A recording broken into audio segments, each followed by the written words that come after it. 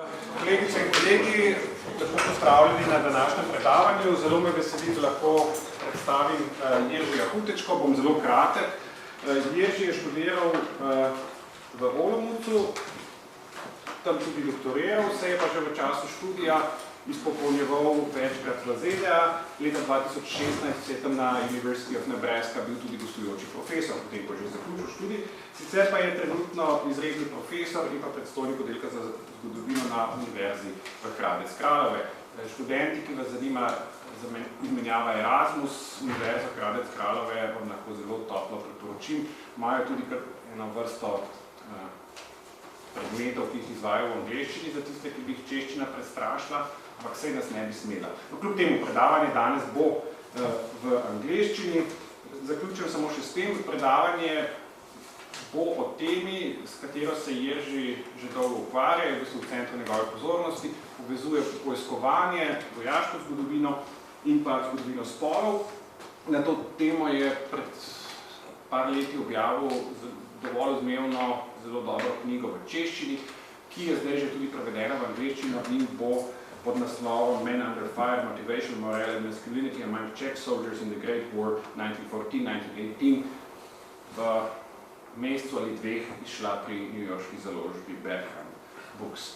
Jiří, the floor is yours. Thank you very much. Thanks a lot to Rob for bringing me here and taking care of me while I was staying here in Ljubljana.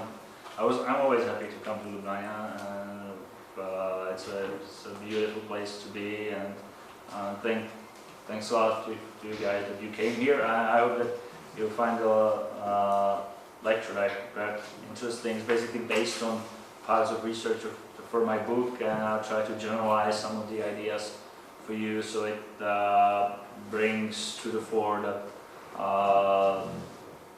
the topic or theme of gender and masculinity as a method of looking at the First World War historical event. Of course, masculinity is a specific aspect of war experience, and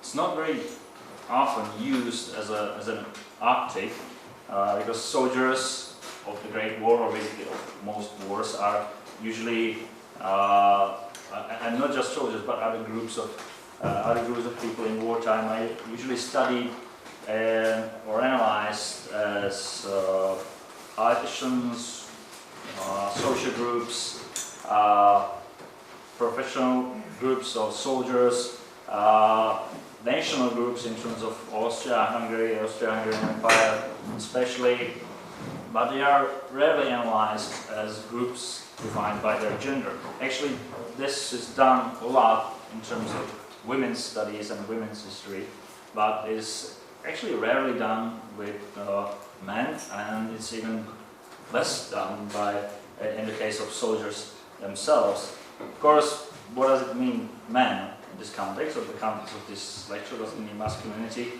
and how do I actually access this problem? There's plenty of ways we can study masculinity. We can study gender order, we can study gender structures in society.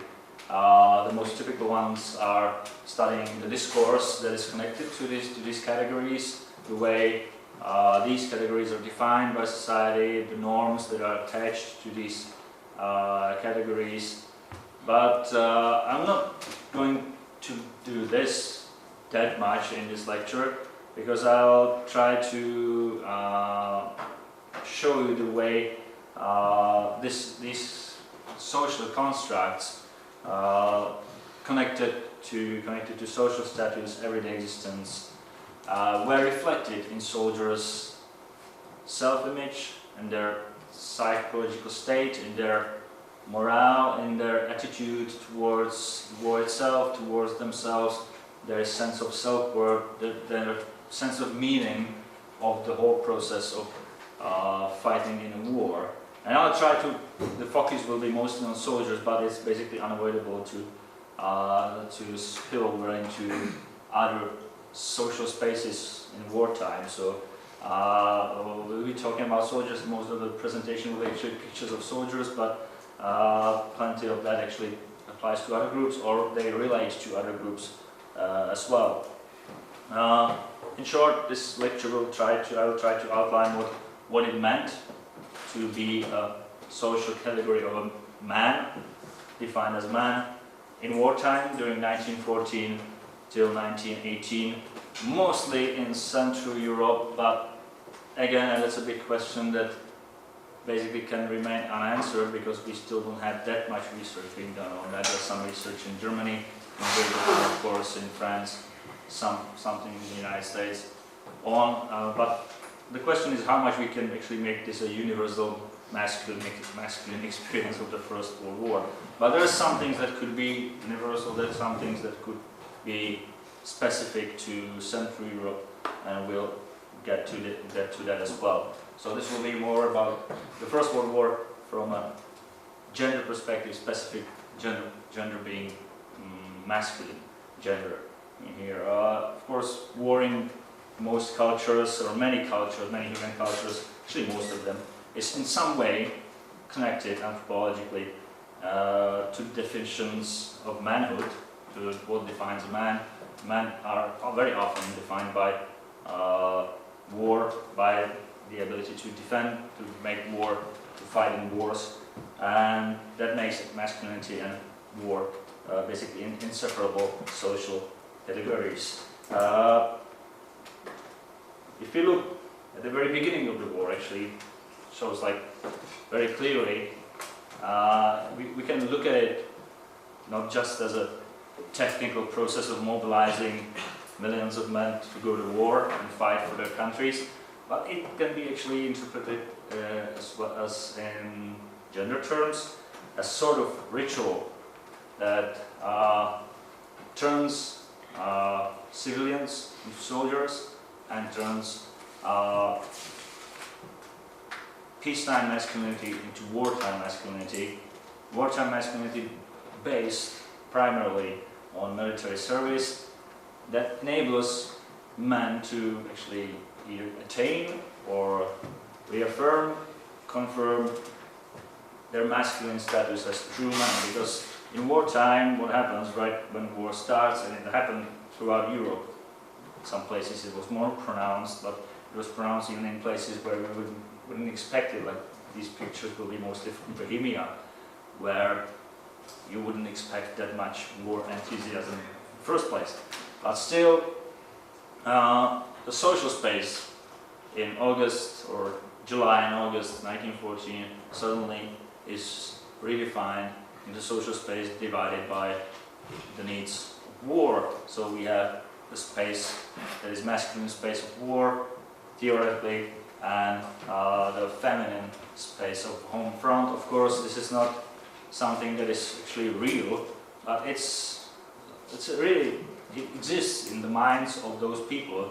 It exists in the official propaganda, who tries to project this idea as something that is, useful to mobilize society for war.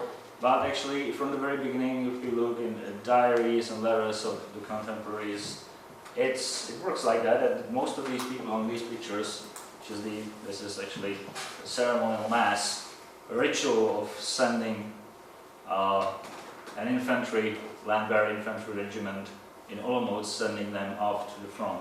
So it's basically saying goodbye to true men who go to defend the fatherland. In the minds of those people, it is there. That's the space designated for men in uniform as space designated for women. Of course, plenty of men were left out of the process.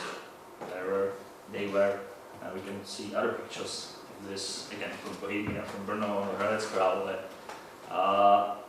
And plenty of men were left out of the process. Not everyone was mobilized. In reality, even if you look at the statistics, I think it's like 70% of men of military age got enlisted during the war in Austria-Hungary, for example, and it was pretty similar to other countries as well. So we have still 30% of men who get into service for some reason, and most of them were actually not those who would not be in uniform because of their health, but mostly because they stayed behind to work in war industry or in agriculture and other economically important areas. But these men actually stayed in the social space defined as feminine by the official propaganda and by the people themselves, so that they have this, and we can see that, and there's various studies of workers in wartime who have hard time defining themselves in the new reality, because they are not in the uniform, they are not in the front lines, or they cannot even pretend to be because they are not soldiers. Of course they are serving the country decided they have to stay behind, but they have a hard time explaining that even to themselves, but especially to the general public. Like, there's social pressure, and we know that, you know, the stories from Great Britain with women's associations giving white feathers to men who couldn't explain why they are not in uniform on the streets. But this pressure actually existed, for example, in Bohemia, where there was very little war enthusiasm, as we would define it, in especially small towns and villages. But still, people ask questions like, my husband, son, or brother is fighting the war. Why are you not fighting the war? And these guys have a really hard time explaining that. Even the way they write about it, repeatedly, and I can quote, it's always like a sentence, it's like son, brother, father have to go to fight in a war. Gentlemen are alone at the front. It's a quote from one lady's letter. Gentlemen are alone at the front. Ladies are alone at home.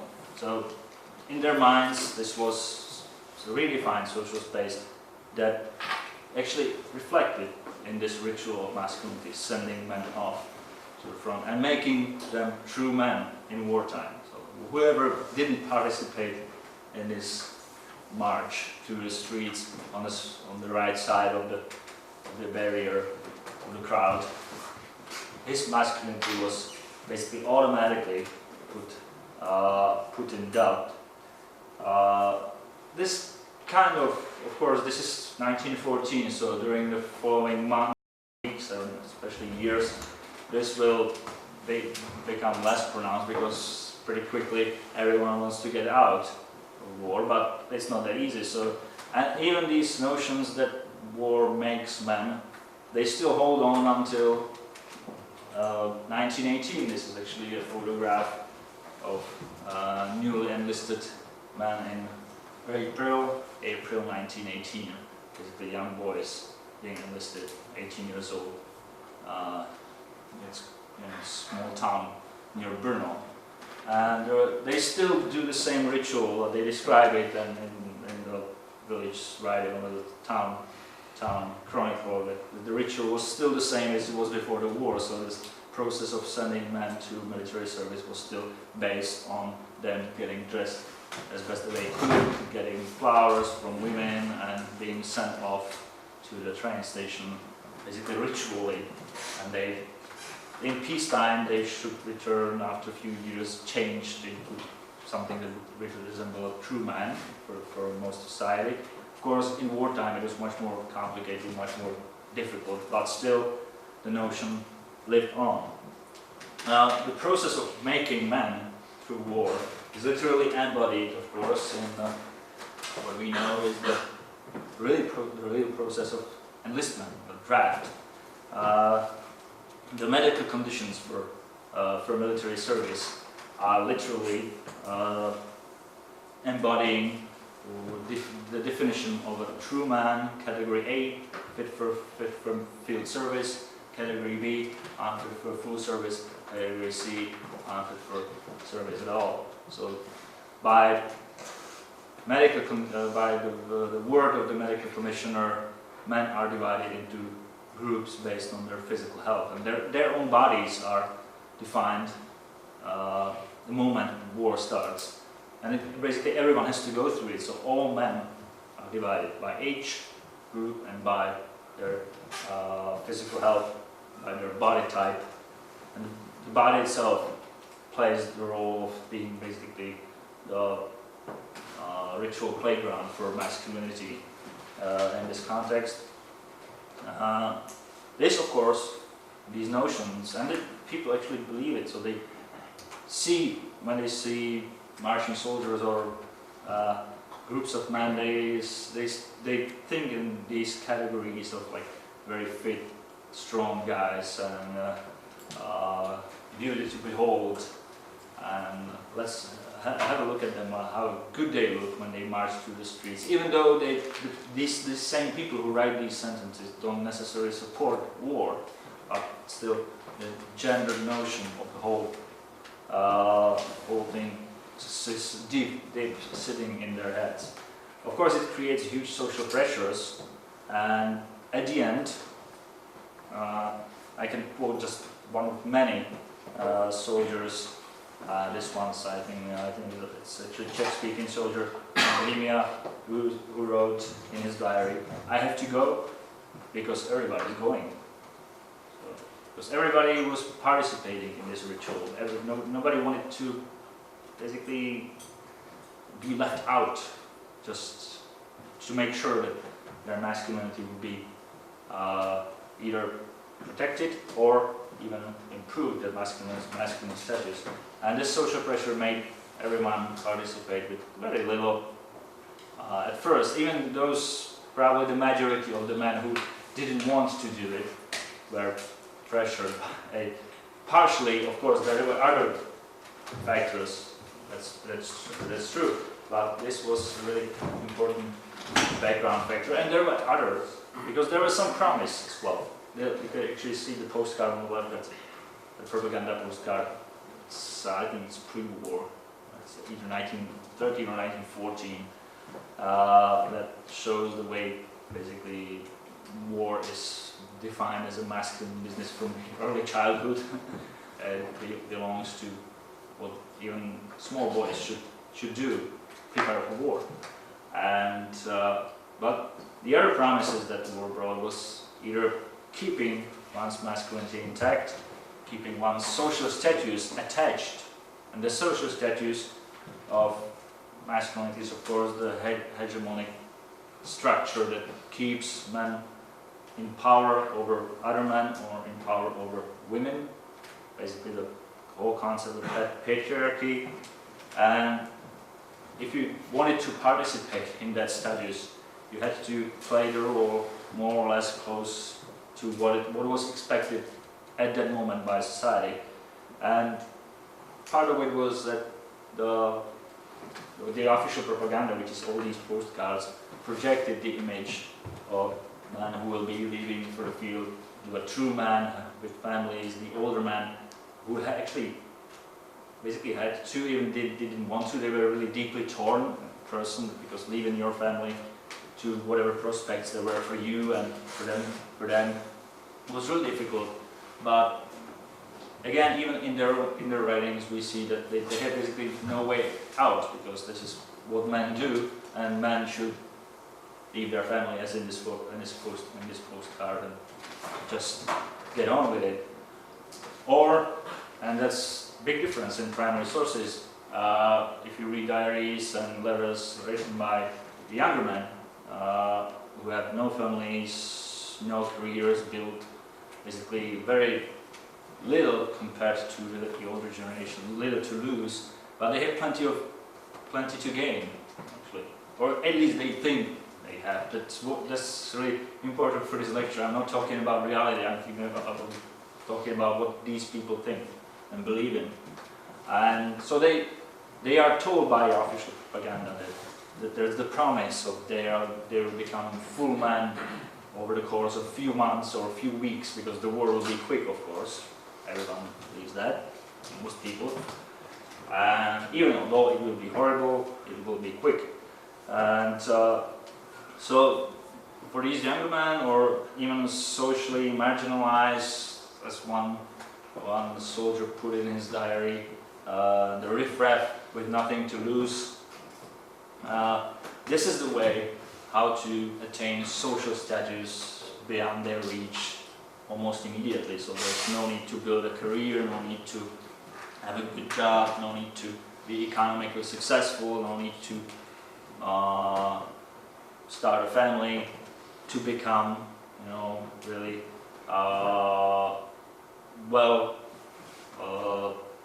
well-situated member of society, because in wartime you can get this just by entering service and doing some heroic deeds, as the official propaganda promises. Then you can get, the right kind of wound probably, and then you can get the attention of a beautiful nurse, and you can marry her and be full man overnight almost.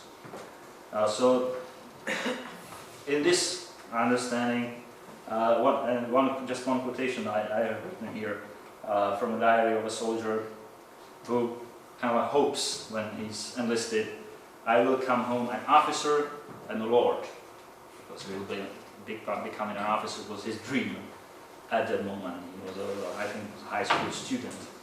So of course it was all attached to the idea of entering military hierarchy and rising through the ranks, and it was all attached to very romantic notions of what the war will bring and how the war will look like. It wasn't quick at the end. It was much worse than anyone expected, and it took 4 years basically. The war, from the point of view of these expectations, was basically a huge disappointment for masculinity, from the point of view of masculinity, 1914, 1918. There was actually plenty of subversions of masculinity in wartime. It was subverted on all fronts, and most of the rest of the lecture will be about that. It helped at first, of course, that we're talking about groups of men. The wartime camaraderie, drinking, gambling, doing stuff together, camping outside. Some soldiers actually describe their experience of the first few weeks or months like sort of, Boy Scout camp, only with alcohol and other stuff that Boy Scouts don't have. Probably don't have. I'm not a Boy Scout, so I don't have the experience. So that this was sometimes sort of reaffirming the sense of masculinity, the male bonding, the communal experience. But it also brought things that were slightly subversive in terms of what would one expect of being a full man in peacetime categories, especially because besides all the camaraderie, it brought very intimate experience with other men, for example. Men were really close to each other as much as possible, every day, 24 hours a day, 7 days a week for years. So communal bathing and so basically being with naked men happened quite often, or being very close to other men for days happened quite often as well. So in some of the men it brought, and even in their writings it brings sort of, I would say, homoerotic tendencies that would be seen as something that's not proper in peacetime, but if you look at the wartime writings, they actually don't see it as improper because it's included into a newly understood relationship between men. Men could be really close, even physically close, even have these special feelings for each other. They can express emotions suddenly. It was a big theme. It's a big theme in all their writings, expressing emotions to other men, in front of other men, crying, being afraid. And they mostly end up with a new specific construct, the so-called wartime comradeship, that enables them to do this with other men. Something that's not possible in peacetime, they can do in wartime because it's a special bond they have. So that this subversion was actually transformed into something that made them, made it possible to emotionally survive, for example, because basically most, of course, in combat, basically all of them are afraid. Those who are not afraid, they are just crazy. So these people need to show emotions, otherwise they would, you know, go mad. But how to do it in a society that has this pretext that masculinity is all about not showing emotions? So you have to do it, but there is a way out.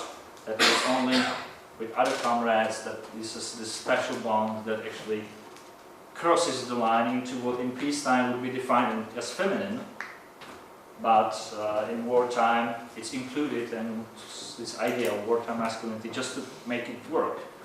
And it's not just about specific types of behavior. Of course, in wartime, men have to do feminine tasks. They are housewives. Not just building houses, but taking care of houses. They are housekeeping, cooking, as the guys on the right, cooking for themselves or for their friends. They are sewing, they are doing stuff that's usually reserved for women in peacetime, because that's the way the army works. And it's not just men who are given the task by the army, by their position in the army, but at the end, especially in combat units, everybody's doing everything, including these tasks, and it gets divided according to it. Sometimes according to abilities, sometimes not. But this is again understood as something that war has brought on them, and it doesn't look weird to them, but it's slightly subversive to their notion, the pre-war notion of masculinity. Of course, the biggest problem or biggest issue there will be regarding masculinity and the expectations that ideas of masculinity brought to war will be the conflict between expectations and reality, in terms of the war should look like and how it should be fought. This is the ideal version. Even it's actually a propaganda postcard from 1960 or 1917. So this is how true men fight, apparently. But it's basically how 99% of men in the First World War don't fight, because the way they fight in reality is completely different from these notions. And this is just an illustration of how the heroic combat should have been played out.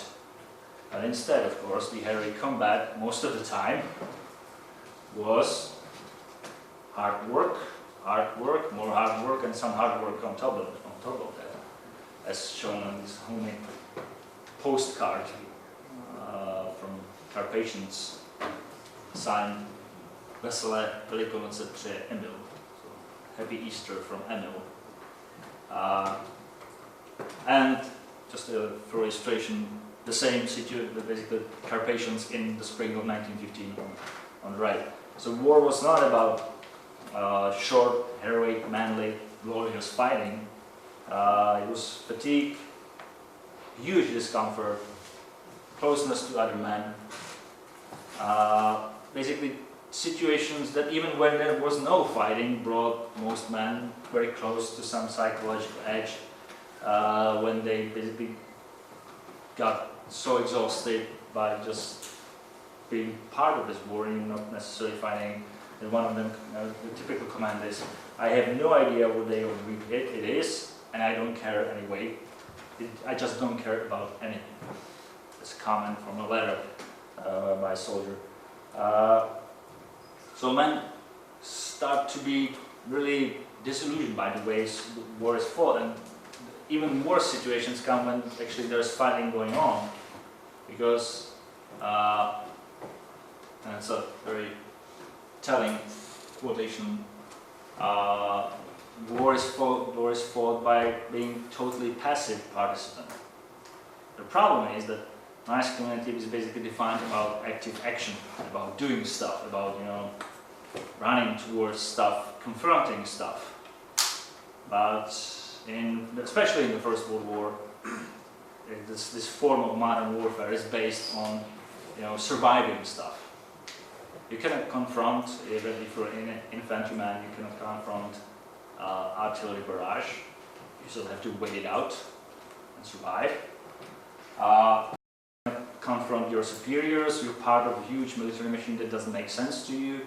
So, as the guy says, I follow someone else's will all day long. I have to obey, willingly or not, day in, day out, as if I am a boy, which is really telling. They feel infanticized, like they're children. They are being told everything. They have no. The war is for men who serve in the war. It's basically about losing control and losing power over everything at the end. And it's about waiting, as these guys in the trench on the picture are. You just wait for something to happen. Someone will tell them to do something. They, for example, the big problem is they lose control over stuff that was typically kind of sort of masculine prerogative, like what they are going to do in the next few minutes, what they are going to eat, when they are going to eat. It's not up to them. Or what they are going to eat. It's not up to them either. When they are going to sleep. Not up to them either. It's always someone else's will. And they are pushed around. They are pushed around even in the combat situations. We get there quickly because combat itself is basically about they have no control over how they are going to fight, what they are going to fight, how they are going to be wounded, or even how they are going to die. They have literally no way to influence this. 70% of deaths, 75 actually, of deaths during the First World War, on average, were caused by artillery fire. So by something that is really a few miles away, and you have no idea what hit you. You cannot influence. You cannot do anything about it. You can just wait. And so, for example, the idea of getting the right kind of wound, so that can be the red badge of courage, it's really difficult. The promise is that you will get wounded in the right way, and even if it means losing an arm or something, it still will make you a hero. As this postcard promises. It's a postcard from a series that basically showed various types of permanent wounds caused to male body, but still promising that these people will be useful to society and they will get some attention from women. But of course, as this from a diary of a soldier, his friend gave him this advice while in hospital. Of course, you must not be wounded too much so you don't scare people. How do you do it? So, getting the right kind of wound, because of course everyone wants to get out. So, but everyone wants to get out in the right way. So, not to be shot for desertion or something, but even to be seen as the ultimate hero. But the reality, this is the ideal. Of course, this is the reality. This is what happens to people a lot in the first week. They either end up like this or end up dead, which is not something that is part of the masculine promise that was there at the beginning. And even if they're lucky and get to the hospital, that makes things even more complicated. The guy on the picture actually looks quite happy. He gets all the attention from the nurses, and soldiers were more or less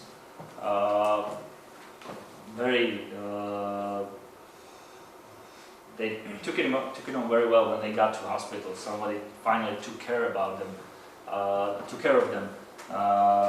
Women were, female nurses were interested in them. It felt good, but as this quotation says, they were often in such a horrible state that they feel ashamed because suddenly they have to confront women, which is great. Finally there's women around. Remember, this is basically homosocial enterprise. There's no women at the front, ideally. So, and this is women that they can idealize, they can see as something with a really perfect image of femininity, and they do. But these women, first, they have to show their bodies to them, which is not something they would like to do in their condition, being wounded or being starving for a few months and so on. They lose control to these women, because suddenly, and then they reflect on that, some of the wounded, after some time in the hospital, they realize that basically nurses, and especially the problem they have problem with female doctors. These nurses, these women have control and they have power over them, and they depend on not just their care, which is something that would be appropriate for the traditional notions of femininity and masculinity, but depend on their expertise, which is something that's not usual. It's not something that should happen. It doesn't happen that much. But when does it happen? When there's female staff, qualified female staff at the hospital, they almost always reflect on that. This is not really like female doctor. Really, is this going to happen? Is this normal? And this is like women invading the space that should be, of course, reserved for men. It's even more clear and quite obvious when women don uniforms. This is actually a nurse. It's from I think it's from a military calendar. The front side, first page. But in 1917, for example, in Austria-Hungary, the Institution of Hilfskräfte in Felde is introduced, basically auxiliary women's corps. The same thing that they do in Britain and France. And at the end, about 50,000 women serve in uniform as basically auxiliary soldiers, doing all kinds of stuff in the offices, staff service, but also drivers and things like that. And basically, almost all the soldiers who take note of it, they don't like the idea. They actually hate the idea. They see it as something that's very confusing. They are afraid. Suddenly these women are invading this space. You can silly read between the lines that this is like the final proof that wartime society is going to help. And they react with sort of discuss and project all kinds of negative stuff they can think of onto these women, which mostly, because they are women, ends up being, seeing them as sexual objects, or especially sexual subjects, which is even more scary for them, because they project these ideas of women without control who are running around chasing soldiers, which is really bad and shouldn't happen. So this is really improper, morally wrong, and shows just how deep the moral decline of society in wartime is happening, which kind of reflects the whole complicated issue of relationship with all women because women are always present in soldiers' writings in some sort of way, but they are mostly either distant women or women who are somewhere in the area but are not our women, defined by the ones whom they left at home. The whole problem of, for example, heterosexual desire, not even homosexual desire, which is even more problematic, but heterosexual desire is encountered in various ways, but mostly, again, on moral terms. Soldiers try to, in their own writings, they try to look like they are the morally qualified to criticize all the other soldiers. So whatever happens regarding women, and it includes prostitution, as this picture of military brothel, Austrian military brothel shows, or even sexual violence, rape, that's always something that's happening with other soldiers, but not with the author of that letter or diary entry or even memoir. So So if in this case they see it as something that's really, you can see they're basically obsessed by sexuality, but they don't want to look like they are, but they're still mentioning it in every possible moment, which, as I mentioned before, they lose control about basically every facet of their life. They lose control about sexuality as well, because in this case, sex is rationed to them. I think there was a limit of 1 or 2 minutes from one man in average military bravo for rank and file soldiers, which actually brings us to another huge problem for masculinity that starts basically the very moment they enter military hierarchy, because everything's rationed in here. Even social status is rationed, but this social status doesn't follow the social status from peacetime. Military hierarchies tend to work under different notions. They tend to work differently, and invariably they differ from peacetime hierarchies of men and social hierarchies in general. So, for example, I mentioned the officially organized prostitution. It was rationed in different ways for officers, as these guys will become, because this is a picture of one-year volunteers at a school of one-year volunteers in Brno. Or it will be rationed differently to the other men, the other ranks, as rank and file soldiers. Some of them commented when entering service that war is actually a democratic institution. And they were, as one Czech leftist poet, was really celebrating himself entering service. Finally, there's no class. Everyone's equal, like these guys on the, the picture really bad, but it's a typical field latrine. Everyone's equal there. But later on, he realizes it's not like that, because there will be separate latrines for the officers, of course. Not like that. And there's separate everything. There's basically 2 classes of men. In all armies, with some exceptions, and even most egalitarian armies, like Australian or New Zealand armies, are still keen on separating men and the other rank, the officers and the other ranks. And it's especially obvious in armies like German army, Russian army, or Austro-Hungarian army, where, for example, living conditions are rationed in this way for the men, in this way for the officers. So this is a dugout, the officer dugout, and soldiers dugout. The same goes for the access to resources. Different categories of men, redefined based on rank, get different access to resources.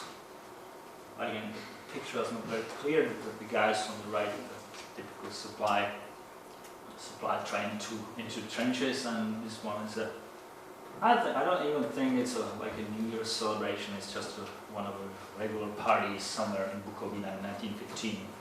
And we can read it in the sources. I remember one officer complaining somewhere on the Italian front in 1918, like July 1918, that he's really complaining. He's really, mad that caviar and champagne ran out. So they only have like all this kind of meat and sausages and stuff, while his men are starving. So still, the class divide is huge, and is reflected by the men from the very beginning, because they come from all kinds of all traits or ways of life. So especially for the men who attained some social status, the older men, or the men who had some social status in peacetime, they are not taking this very well, because they have this feeling, as I can quote one of them. I used to be something in peacetime is a very oft-written sentence, and they complain. One of them complains that he's suddenly being commanded by brutish animals and arrogant incompetence. So the officers are both, especially the NCOs. The problem is, for example, for ordinary soldiers, they're commanded by NCOs. Even the guys, the one-year volunteers, had to go through training that when they were commanded by NCOs who were, you know, for example, barely able to read and write, but they were able to shout and beat. That's why they became NCOs. And this sort of translation of hierarchies into power was really depressing for many of the men, because they were suddenly losing all the statues that was not only promised to them, they were promised to keep it, and suddenly they are nothing, and they are being commanded by people who should, in their perspective, should be really below their social standing. And if it connected to hard discipline, which was something that all armies during the First World War were really into, then it could get really bad. We have the example, of course, of Austro-Hungarian army, which was blatantly bad in handling abuse of power, violence against soldiers of all kinds, and basically believed that corporal punishment is a good idea. Even this was the typical corporal punishment for soldiers in Austro-Hungarian army. All armies, British, French, German, Russian, they had their own manuals of corporal punishment. This was the unbinden,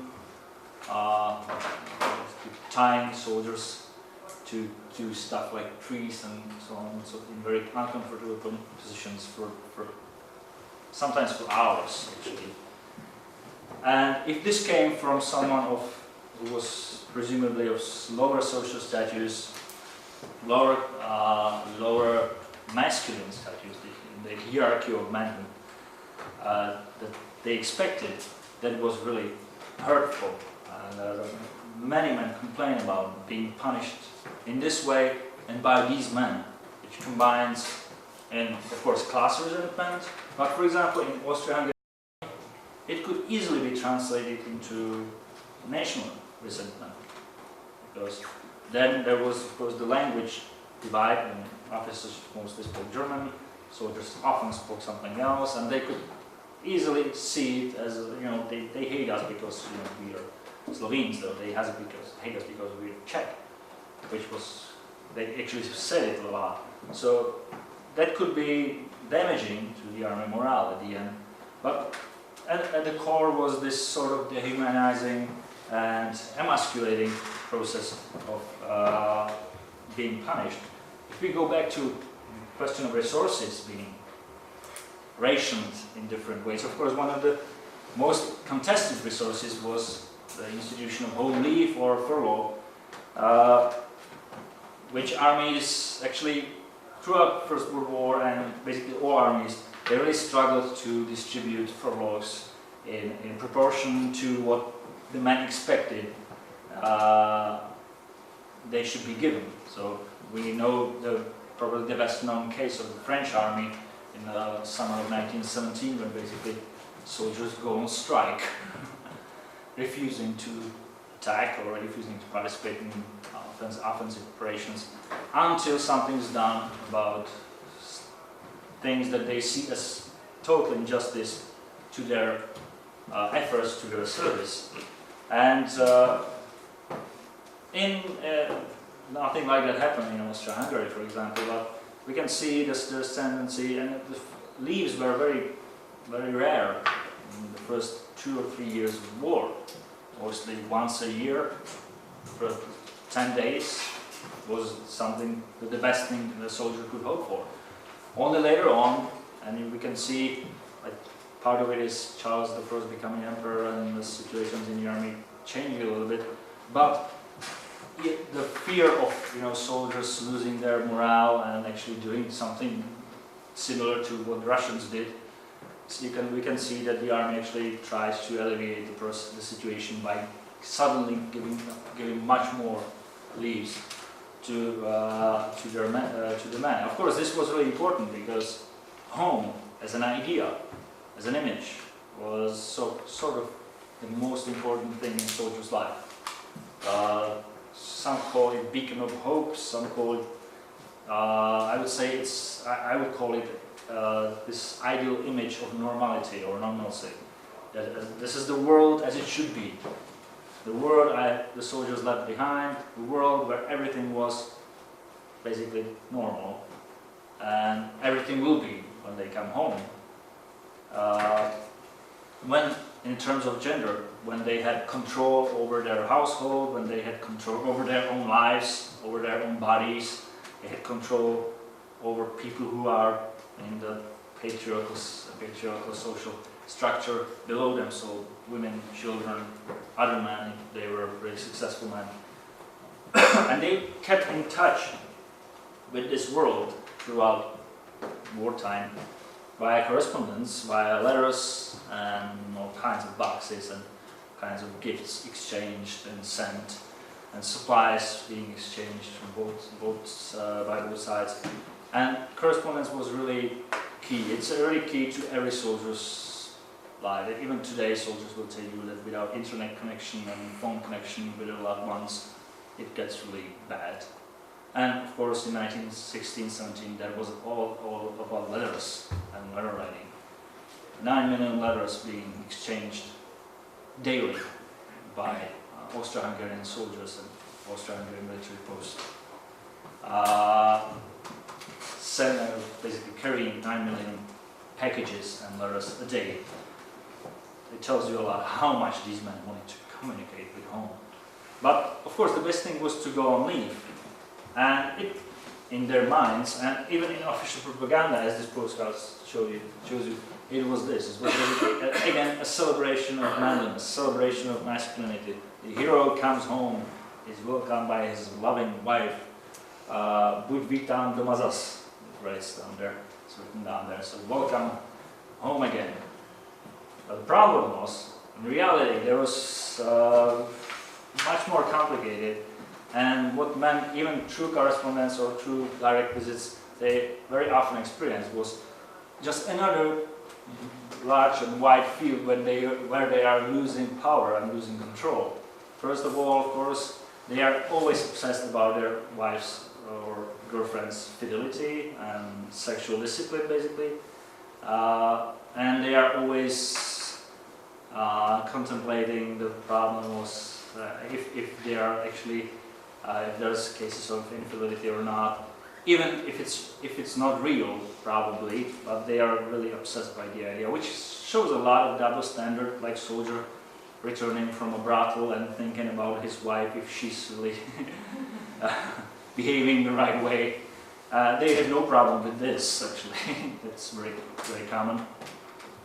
And when they come home, and sometimes they come home even to witness that one comment, actually, it's really damaging to their own masculine status. One soldier actually wrote after such experience, "If only I hadn't seen it." But it's not just about this, it's all about, especially in Central Europe, where wartime economy is actually going really bad pretty quickly. It's about losing control over home economy. And basically can create two situations when either the situation at home is really bad, which is most often, and family is starving, they have basically lost their breadwinner, especially working class families and some agricultural areas, and the families, even middle class families actually. And they write things like, if only I could be home to help, but they cannot because they have to be at the front. So this really makes them torn between their role as breadwinner and their role as a warrior. And it could get even weirder, because there are some instances when women actually are able to replace their husbands or brothers, for example, as heads of households, and are successful in keeping the family economy running. One of those women wrote to her husband in 1917 in a letter, I quote, "I'm managing things perhaps even better than we have always had." She's really proud of herself. But, and he doesn't take it very well. And you can see in plenty of letters that men actually try to give advice, and to do all the stuff they did at home, they try to do it through letters, which of course doesn't work. And they try to raise their children by letters, so they have this feeling they fail as fathers, because being distant father for a few years is very, very complicated. So at the end, of course, mostly for one reason or another, they are not very successful, and their masculinity is getting subverted in this area, in this area as well. Especially, and that gets us back to this, these pictures, which is basically the situation in Bohemia in 1917. Bread queues, a line of people waiting for distribution of public rations. When they come home and see the situation at home like this, they get really depressed, really disillusioned with the war. They feel betrayed, actually, and they mention it. That's usually quite often, not always, but quite often the first real disillusionment, not just with war, but with the state itself. They feel betrayed, because this state promised me, okay, I will fight war. They promised me some sort of, taking care of my family, and suddenly the family, one of the soldiers described his home as a sad place now. Anxiety and poverty all around, the children are weak, women are worried. This is something he's not fighting for. He was fighting for at least keeping things as they are and surviving the war as best as possible. But suddenly his family is suffering, their family is suffering, and their symbolic role of breadwinners suffering as well. Their feeling of self-worth goes really downhill, and this is probably the key moment when masculinity comes into play in general morale of many of the soldiers, which is actually really important in Central Europe. It's not that important in France, for example, or in Britain. Even there they sometimes reflect on that, depending on the social context. But in Germany, and especially Austria-Hungary, this is something that they reflect on, that masculinity, their own sense of being man, is being destroyed by the ways war is waged. They want to go home, they want to help out their families, they don't want to any more part of this. They want to die, they don't want to die, and actually they know that their family will suffer afterwards. So the war and the state, actually, through this process of emasculating men through in wartime, loses legitimacy at the end with many of those who are supposed to fight for it. So that would be a way.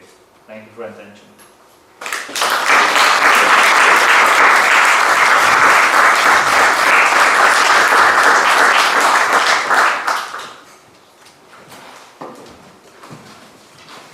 Thank you, Jiří.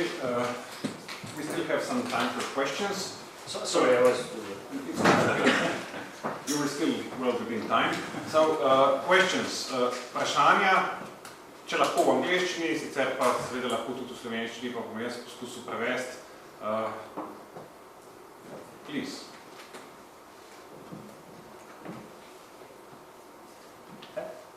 Was the same problem of masculinity there in previous wars, or like during Napoleonic times, or even later on? Well, the biggest problem, especially for studying the context of masculinity from the personal point of view of soldiers, is we don't have sources for that, really. And I started my career as a historian of U.S. Civil War, which is basically the first ever war we have, plenty of personal accounts where most of the partisans are actually literate, and we can see the same issues there, which is even more kind of brings this issue to the fore, because, for example, in the U.S. Civil War, talking about volunteers for the most part, so these guys actually volunteered to service, and it gets more pronounced over time that they are propelled by some notions of masculinity. But on the other hand, some conflicts that the war brings actually makes them doubt their decision if this was worth it and if this actually will make them the true men as they expected at the beginning. But for example, the motivation to enroll or enlist in the Civil War was very often expressed in terms of becoming a man or staying a man, becoming a true member of society, defending the ideas of whichever side it was.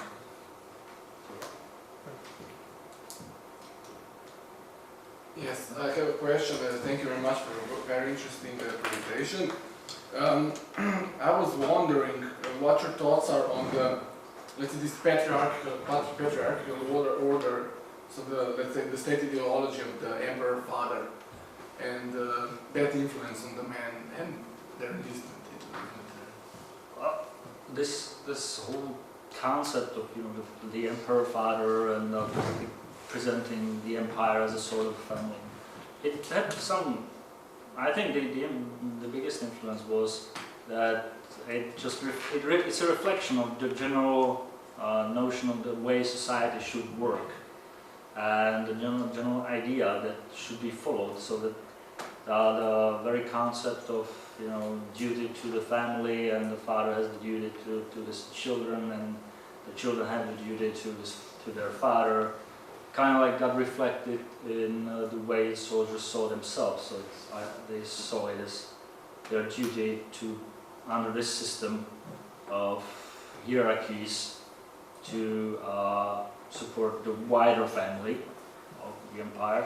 On the other hand, when we saw really disillusionment coming in 1915, 1916, it's almost Freudian sometimes, that it's the father, the emperor, who gets it really bad. So when Franz Joseph II dies in 1916, the soldiers those who are already critical to war, they really take it out on him. Like there's really some very pretty vulgar descriptions of him.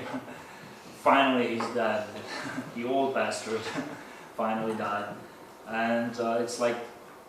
It almost feels like actually family getting rid of an abusive father, and the patriarchy finally, now we can redefine the family, and they feel like they are released sorts from their duties, but and they see hope in the new family that should be there under Charles I. Of course, this is projections, basically, based on their reflections on that cultural construct, but mostly in reality, nothing much happens.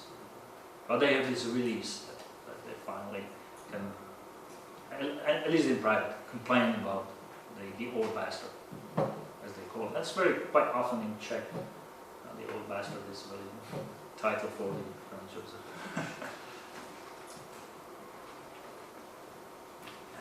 Thank you, Jiří, for this very interesting lecture with many illustrative aspects. And I know that you read a lot of ego documents related to war, especially because it's really a huge actually mass of these ego documents. And I wonder if you noticed any difference in regards to who wrote, from which social strata the writer was, in regard to the enlistment. Were all of them so very enthusiastic about the war, the beginning of the war? Well, I think it was the opposite actually. Not many of them were enthusiastic. Most of them were either outright depressed, and that really depended on the social background, or were just saying stuff like, all right, there's no way out of it, I have to go, but something to be done, but not something to be enthusiastic about. Yeah, if we find that enthusiasm, it really depends on social background, on education, for example. So some middle-class soldiers tend to be, and that depends on the education, if they're educated like in patriotic context, pro-imperial, they, of course, they are the ones who are enthusiastic. But if they are, for example, coming from a Czech nationalist background, they are very critical of the war from the very beginning. But for most of the average educated soldiers, this is just sort of like disaster, natural disaster that's coming their way, and they have to make the best of it. So those who are in social situation that's very complicated to begin with, like sole breadwinners in the family, either husbands, fathers, or sons, taking care of a family farm or something. So they are really depressed. But again, even they see the war in terms like it's something that is part of the fact that they are men. For example, as far as I know, in August 1914, in the whole Bohemia, there were only 9 recorded desertions, which was actually much less than in all the other areas of the Austrian part of the empire. So, and there's plenty of examples, soldiers actually rushing to colors, basically. We know that basically all the regiments had huge problems in Bohemia and Moravia to deal with them, because they didn't expect that everybody will come, and they came, so they sending them home, for example. So let's register you guys, and you will come home in 2 days or 3 days when we have finally a place to put you in. So they surprise themselves basically sometimes. But I think that the social background really plays into the way how quickly they become disillusioned. You can see, for example, working class soldiers getting angry with war pretty quickly, and they kind of like fall back onto their pre-war practices. So working class soldiers are quite used to some sort of protest actions, sort of strikes, and their families are used to protest all the time because they were fighting for their rights before the war. So they translate it into wartime. So in Bohemia, the first anti-war protests, or sort of like anti-war protests, happened in the fall of 1914, and they happen in industrial parts of Prague, where people are kind of used to it. But even it really played into, for example, the economic situation, because over time the situation of the middle classes and working classes got worse in the agricultural areas or rural areas. It was always possible to make a living of sorts by just subsistence on one's own resources. So these people don't get angry with the war on the material level, but of course they. So that I would say at the beginning the differences are there, but not that pronounced, but they really get pronounced over the course of the war. Thank you for your lecture. Thank you for the very inspiration from your lectures, from my part as well. I got a question upon gender discourse, one place of the gender discourse in self-reflection of soldiers. Supposedly, the gender discourse was not the only discourse when men under fire used in self-reflection, and there must have been social discourse, the nationalistic discourse, the confessional discourse. So, where is the place in this repertoire of the discourse of the gender discourse, and does it really does it make sense to talk about, let's say, hierarchy of the discourses, and if so, where is the place of where the gender discourse had its place in this hierarchy? And my second question is, where is the utter line when a man ceased to be seen as a man? Thank you. starting with the second question, that's a good question. That's pretty. I think it really depended. The line usually ended up going through the physical shape of the body. That the men who really have trouble expressing their manhood end up being those who are really permanently damaged physically by the war, or even psychologically, of course. But for the other ones, for the ones who made it through, it's basically just about, you know, some sort of like emptying the glass, but the glass is still sort of, there's still some water at the end. And which, for example, it was not that much even seen. We talked about sexuality, even homosexual behavior during wartime was not necessarily seen as something that was completely emasculating or feminizing, because even the army in wartime had this tendency to overlook it as long as it was, you know, between two consent adults, and there was no power involved. And of course, if there was, they still tended to ignore it because they needed men, so they kept them in. Regarding the first question about the hierarchies of discourses, well,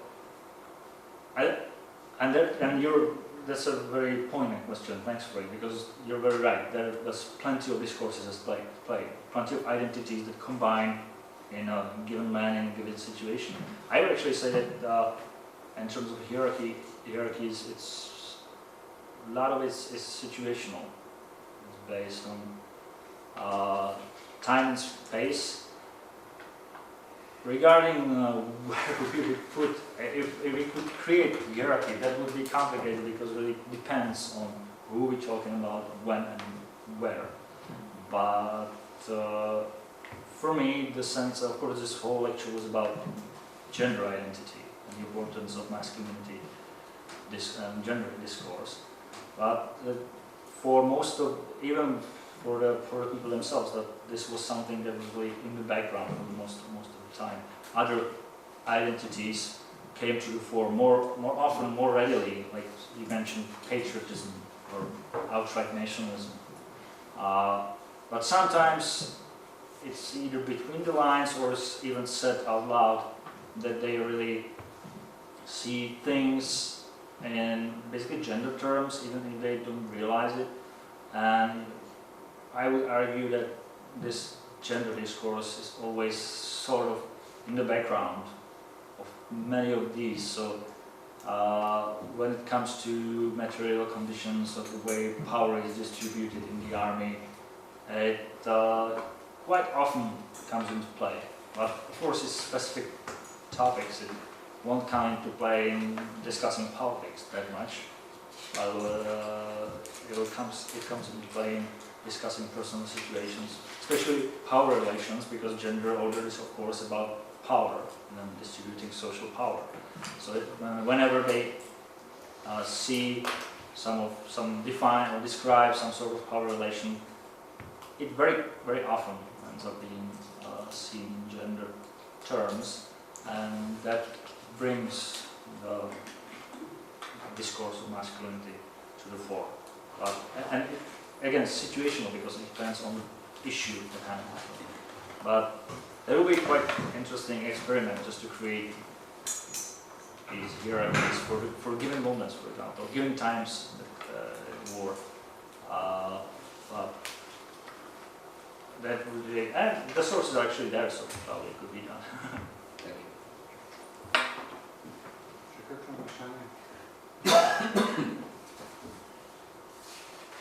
I have a question for you. You talked about women in uniform and about this changing relations between genders, and you said basically they did not like women in uniform, that most men felt that this was something that was against nature, that this should not happen. But I wonder if there were cases where women were acknowledged the status of men in this, their gender role changed so much that this was actually acknowledged by those who saw themselves as men. Was it possible to gain such a role, being a fighter, for example? There are some cases of women fighting, I mean, basically anonymously, or hiding their true sex, but biological sex. So, yeah. Well, but in these examples, for example, that these women actually became, in terms of social identity, they became men. Yeah. So, and until they were discovered, they were seen as men, and so that was not an issue. I think what you're asking is, Of course, acknowledge women. This is biological. This Yeah. is an individual who is biologically a woman, but that gets us the status of a man. Was that at all possible? I didn't find any. Actually, I don't know. During the First World War, I actually don't know. Before in the 19th century, we know of cases in Napoleonic Wars, the U.S. Civil War. We have women who fought with success and actually got some awards for bravery as men. But some of them were discovered. Some of them actually probably were known to be women by the unit they were part of. So they were probably basically accepted as attaining the social status of a man. But when they were discovered, during the U.S. Civil War, the Federal Army has a what was the term? Because that was the official definition why they were discharged from the army after they were discovered. It was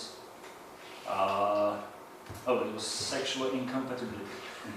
So they were sexually incompatible with the army. But I think as far as I remember, the veterans, for example, were perfectly willing to accept them because they proved themselves in combat.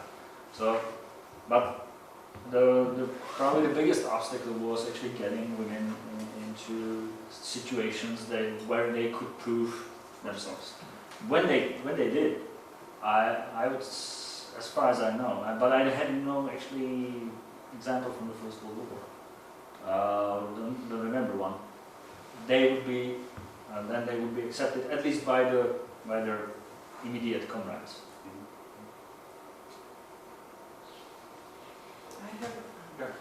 No. You spoke about the propaganda and heroic moms and coming back from battle and stuff like that. Were there kinds of propaganda dealing with heroic death or something? Yeah, of course. It was something that was being sold to soldiers as a possible outcome, because even propaganda during the First World War didn't try to avoid the topic of death, but it was the good death for fatherland, defending one's own family, country, the patriarchal idea of a family as an empire or empire as a family. So it was there, but I would say that mostly, just looking at the collections of postcards, for example, death is there, but it's not very often. Much more often it's either some heroic deeds or some outcomes of heroic deeds, like being welcomed by a family at home, and even with being wounded, getting something out of it in terms of social status. So they didn't avoid it, but it was not something that sold itself very well. Yes, you were talking a lot about this powerlessness that came through the conditions which the soldiers were undergoing. And I wonder, because there are some studies which confirm that there was a lot of family violence after the war. Are there also some evidence in the material you checked about the familial violence during the war when men came? It's mentioned quite a lot, either as a It's like they're talking about it, or as something that really happened. Family violence is happening in wartime, especially, and one has this feeling that it's partially because the people feel in danger of their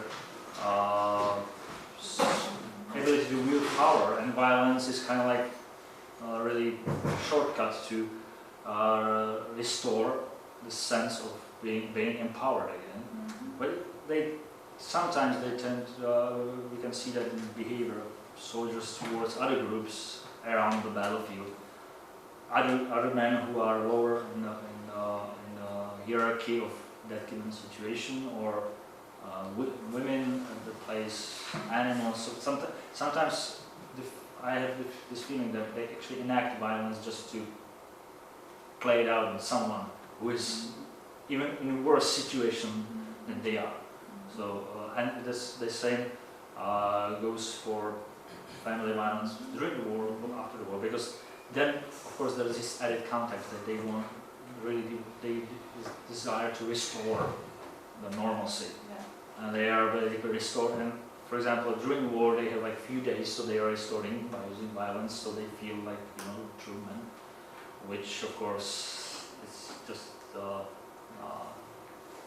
doesn't work that well, because then when they come home and the situation tends to actually repeat itself sometimes again, and that's probably a practice that's carried over into. So I wouldn't say that actually one of the well-known theory says that soldiers were brutalized by combat and they came home and they became brutal at home.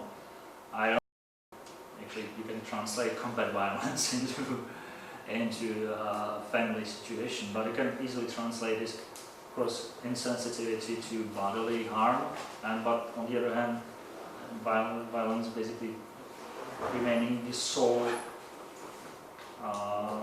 method of actually keeping semblance of power. At least as a sort of re-establishing power relations that they feel are being lost from them. They feel it during wartime a lot. So for me, that's just a carryover from war. Okay. Zdaj, časa nam v resnici že počasi zmanjkuje, vprašanj se mi zdi, da tudi ni več, tako da bi zdaj s tem in tukaj na tem mestu zaključili. Jaz se vsem najlepše zahvaljujem.